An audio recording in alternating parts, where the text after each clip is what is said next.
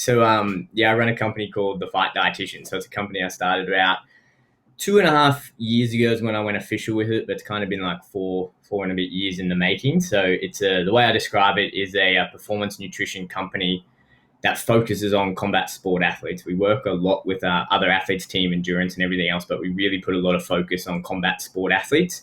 And I guess within TFD, we kind of have two pillars. And the first one is to kind of use the principles of performance nutrition to help make combat athletes better athletes, I suppose you'd say. And then the second pillar is to kind of use our knowledge of science and use good evidence-based science to remove the risky practices that inherently come with a lot of combat athletes making weight. So we've been doing that for about 2.5 years, and we've done pretty well with it. And at the moment, I think our roster, our last count that we had, we probably work with, I think, 85% of the professional mixed martial artists in Australia and New Zealand. So at the moment, we've got all of the fighters from City Kickboxing currently in the UFC. So Israel Adesanya, Brad Quake Riddell, Dan Hooker, Kai Kara France, Shane Young, Carlos Ulberg just got signed over there.